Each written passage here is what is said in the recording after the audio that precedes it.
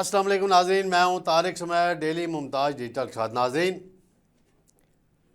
افغان فتنۃ الخوارج نے ڈرون حملوں کے ذریعے پاکستانی عوام میں خوف و ہراس کی فضا پیدا کرنے کی کوشش کی، اور ان حملوں کو ایئر ڈیفنس سسٹم نے ناکام بنایا۔ یہ جھوٹے دعوے کرتے ہیں روز۔ ایک اور دعویٰ کیا جھوٹا کہ پاکستانی پوسٹوں پہ قبضہ کر لیا ہے۔ کہاں سے قبضہ کر لیا بھائی؟ روزانہ مار کھاتے ہو اور دہشت گردی کی کارروائیوں میں ملوث ہوتے ہو، تمہارے بس میں نہیں ہے۔ اب ہمیں پتہ ہے کہاں کہاں بھاگ رہے ہو صلح کے لیے۔ پھر ناظرین، پٹرولیم مصنوعات کی قیمتیں برقرار۔ شہباز شریف عوامی تنقید کے بعد بیوروکریسی کی بنائی ہوئی سمری کو ریجیکٹ کر دیا۔ 70 روپے اضافے کی تجویز دے دی اوگرا نے۔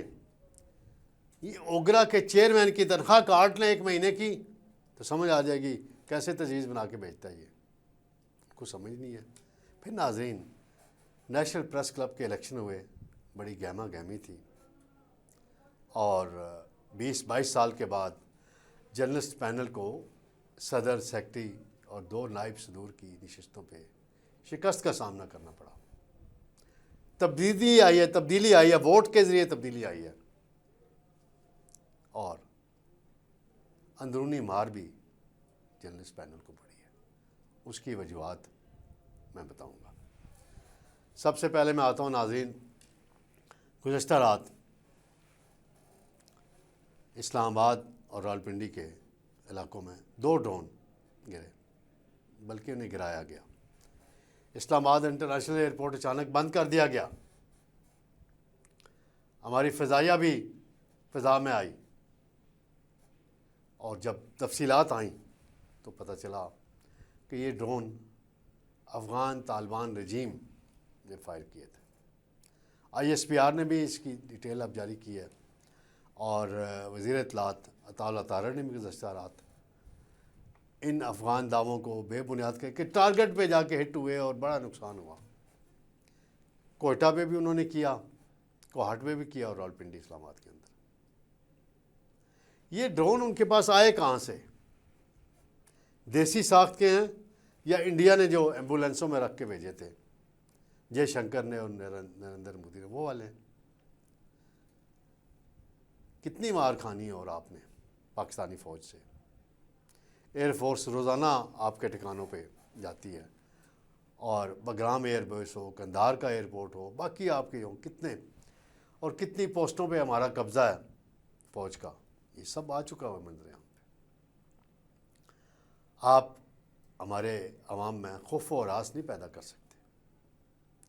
ہماری افواج پہلے سے ہی الرٹ تھیں کہ کوئی نہ کچھ ہونا ہے، کچھ شرارت کرنے کی کوشش کی جائے گی، اور بروقت اسے ناکام بنایا گیا۔ یہ ایک ناظرین بڑی ٹیکنیکل سی چیز ہے کہ ڈرون اگر فضا میں کتنے ہزار بلندی پہ ہو اور کتنا نیچے آئے تو پھر اس کو ہٹ کرنا مناسب ہوتا ہے، ڈیٹیکٹ جب ہو جائے، ریڈار میں آ جائے۔ بعض ڈرون ایسے ہوتے ہیں کہ وہ ریڈار میں نہیں آتے، تو جب جو ہی وہ ایک لیول پہ آئے، آپ کو یاد ہوگا جب گزشتہ سال مئی میں انڈیا کے ساتھ ہماری جنگ جاری تھی، تو اس وقت بھی کچھ ڈرون آ کے یہاں پنڈی میں تک پہنچے تھے۔ انہیں بھی ایک لیول سے نیچے لا کے گرایا جاتا ہے، اور اگر وہ عوام فضا میں پھٹ جائیں یا کسی بلڈنگ کو براہ راست ٹکرا جائیں تو پھر زیادہ نقصان کا خدشہ ہوتا ہے۔ بہرحال یہ بزدلانہ حرکتیں ہیں، ان کا کوئی فائدہ نہیں ہونا۔ پھر ناظرین، معاملہ ہے خلیجی جنگ کا، اس کے بعد جو دنیا بھر کی اکانومی ہے اور تیل کا معاملہ ہے، پرائسز کا، وہ بہت ہائی ہے۔ کل بڑی توقع کی جا رہی تھی اس بات کی، خبریں بھی آ رہی تھی کہ جی پٹرول ایک مرتبہ پھر بڑھے گا اور خوب بڑھے گا، ریٹ 70 روپے فی لیٹر بڑھ جائے گا۔ یہ ایک افواہیں تھیں، لیکن وزیر اعظم شہباز شریف نے جب بریفنگ لی اور انہوں نے سمری پیش کی کہ 70 سے 75 روپے اضافہ کر دیا جائے، وہ انہوں نے ریجیکٹ کر دی، کیونکہ جب 55 روپے انہوں نے اضافہ کیا تھا تو بڑی تنقید ہوئی تھی. اس کے سم ہو کچھ ریزن تھے لیکن بہت زیادہ کر دیا گیا تھا. تو شہباز شریف کو پتہ تھا کہ عوامی رد عمل بڑا سخت ہے اور کچھ انہوں نے اپنے کٹ بھی لگائے ہیں حکومتی معاملات پہ. 50% پٹرول کم کر دیا ہے, تنخواہیں کم کر دی ہیں, باقی چیزیں اب یعنی اشرافیہ کے وہ جو بات کرتے ہیں اشرافیہ بھی, تو یہ اس کو اچھا ہم سمجھتے ہیں, یہ بڑی اچھی بات کی انہوں نے. اب دیکھتے ہیں اگلے جو ویکنڈ آئے گا, جو عید کے دن ہوں گے, ان دنوں کیا کوئی عید کی خوشخبری ملتی ہے یا عید پہ پٹرول بم گرے گا. یہ تو اسی وقت اگلے فرائیڈے کو جا کے پتہ چلے گا. ناظرین, صحافتی تنظیموں میں الیکشن ہوتے ہیں اور نیشنل پریس کلب میں الیکشن تھا 13 مارچ کو, 12 مارچ کو پولنگ ہوئی تھی اور 13 مارچ کو کل رزلٹ آیا. صدر کی نشست پہ, نائب صدور کی 3 نشستوں پہ, سیکرٹری کی, فنانس کی, ایک وومن کی وائس پریزیڈنٹ کی سیٹ پہ اور جوائنٹ سیکرٹریز کی 3 نشستوں پہ آئے ہیں. یہاں ایک پلڑا باری تھا جرنلسٹ پینل کا, کئی سالوں سے, تقریباً 20-22 سال سے وہ جیتتے آ رہے تھے, مسلسل جیتتے آ رہے تھے. اس کی وجہ یہ بنتی تھی کہ اپوزیشن متحد نہیں ہوتی تھی اور اپوزیشن کے 4-5 دھڑے تھے, وہ 2 متحد ہوتے تھے تو 3 کھڑے ہو جاتے تھے, جس کا فائدہ گرو جو ہیں جرنلسٹ پینل کے, جنہیں کسی نے آج لکھا ہوا ہے, گورباچوف کا خطاب بھی دے دیا انہیں, افضل بٹ صاحب کو. بڑے نفیس آدمی ہیں, میرے ساتھ بڑا اچھا تعلق ہے. تو وہ اس گروپ کو لیڈ کرتے ہیں, لیکن انہیں کچھ عرصہ پہلے ایک PRA کا الیکشن ہوا تھا. تو اس الیکشن میں ایک اصغر چودھری ایم نیوز کے ہی ہیں اور ہمارے ممتاز ڈیجیٹل کے بھی ہیں, وہ 2 ووٹ کے فرق سے ہار گئے تھے فنانس سیکرٹری کی نشست پہ. اور اس الیکشن کو میں نے کنڈکٹ کرایا تھا ایز چیئرمین الیکشن کمیٹی, اور بیلٹ کا تحفظ کیا تھا, ووٹ کا تحفظ کیا تھا کہ جس کو جو ووٹ ملا ہے اس کو, حالانکہ وہ میرے دفتر کا بندہ تھا, بالکل ایک ووٹ ادھر ادھر نہیں ہونے دیا, میں نے تحفظ کیا ووٹ کا. وہ جو باقی پاکستان کے الیکشن کی میں حوالہ بھی نہیں دینا چاہتا.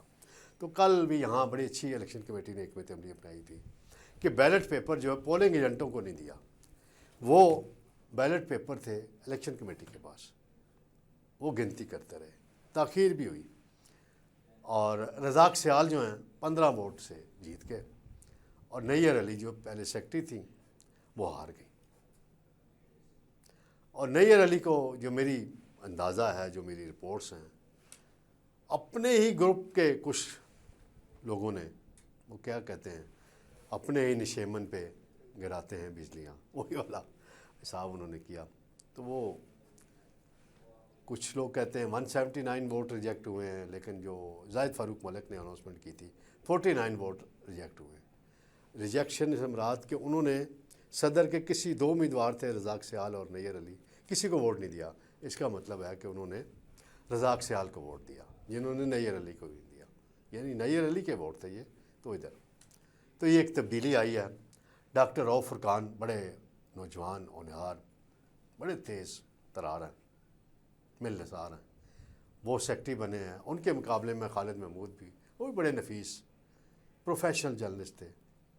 وہ چند ووٹوں سے 22-26 ووٹوں کا فرق ہے, وہ آ رہے ہیں. خالد صاحب ایکسپریس نیوز سے ان کا تعلق تھا, ہمارے بڑے دوست ہیں سب, ہمارا دوستانہ. میں یہ اس لیے کوٹ کر رہا ہوں کہ اب رزاق سیال پہ, فرقان راؤ پہ, اور جب میں ذکر کرتا چلوں پہلے جو اپوزیشن اتحاد متحد ہوا ہے اس کے قائدین کا میں تھوڑا ذکر کرنا چاہتا ہوں. حاجی محمد نواز رضا صاحب ہیں, 16 سال پریس کلب کے صدر رہے, ریگولر بنیادوں پہ جیتتے رہے. پھر ان کے خلاف سازش کی مشتاق مناس نے اور کچھ اور لوگوں نے, اور اب ان کا جو ہے, تو پھر یہ افضل بٹ گروپ آگے آ گیا, یہ جیتتے رہے. تو انہوں نے اس اتحاد میں بڑا کردار ادا کیا, مرکزی کردار تھا. پھر شکیل کرار صاحب ہیں, انہوں نے کیا. پھر شکیل احمد ہیں, طارق عثمانی ہیں, متی اللہ جان ہیں, فاروق فیصل خان ہیں, اور ایک سعدیہ کمال ہیں خاتون, اسی طرح. تو یہ بڑا اچھا کمبینیشن بنا تھا. اور کہتے ہیں نا کہ وہ جب اپوزیشن اکٹھی ہوتی ہے تو پھر تبدیلی آتی ہے. جیسے 2022 میں اپوزیشن اکٹھی ہوئی تھی تو پاپولر لیڈر چلا گیا تھا, عدم اعتماد ہو گیا تھا. تو یہاں بھی تو ہمیں توقع رکھنی چاہیے کہ یہ جرنلسٹوں کے مسائل حل کریں گے اور پریس کلب کی عزت و وقار کو صحیح معنوں میں بحال کریں گے, اور جرنلسٹوں کے جو ملازمتوں کے مسائل ہیں ان کا تحفظ یقینی بنائیں گے, اور بھی باقی مسائل ہیں تو ان پہ فوکس ہو کے کام کریں گے اور صحیح توجہ سے کام کریں گے تو پھر آگے بڑھیں گے. اگر کام نہ کر سکے تو پھر وہی 20 سال والے پھر دوبارہ آ جائیں گے. تو یہ بڑا کڑا امتحان ہے اور بڑے انرجیٹک ہیں دونوں صدر سیکرٹری اور باقی. یہاں بشیر چودھری کا اگر ذکر نہ کروں جو نائب صدر بنے ہیں, انہوں نے بھی بڑی محنت کی. پھر عثمان خان جو پی آر اے کے صدر تھے وہ نائب صدر بنے ہیں, تو وزیر اطلاعات نے بھی مبارکباد دی ہے, اسپیکر نے بھی دی ہے, سب نے تقریباً ان کو مبارکباد دی ہے. اور یہ نیشنل پریس کلب اسلام آباد کا الیکشن پورے ملک میں ایک بڑی مثال بن گیا ہے کہ تبدیلی ووٹ کی پرچی سے لائی جائے, اور ووٹ کی پرچی کا تحفظ کیسے کیا جائے. 48 گھنٹے ناظرین جو ڈیموکریٹک پینل ہے اس کے لیڈر, اس کے جو چاہنے والے پریس کلب سے باہر نہیں گئے. پولنگ بوتھ کے اندر بھی لوگ جو نامینیٹڈ تھے بیٹھے رہے اور جو باہر تھے وہ بیٹھے رہے, تاکہ اور گڑبڑ کے خدشات جو تھے کسی کو نہیں کرنے دی. یہ ضروری ہوتا ہے, ووٹ کے بعد اس کا تحفظ ضروری ہوتا ہے. یہ میسج جو میں کہہ رہا ہوں سب کے لیے سمجھنے کے لیے کافی ہے. تو انشاءاللہ ناظرین جلد آپ کی خدمت میں دوبارہ حاضر ہوں گے. اللہ حافظ.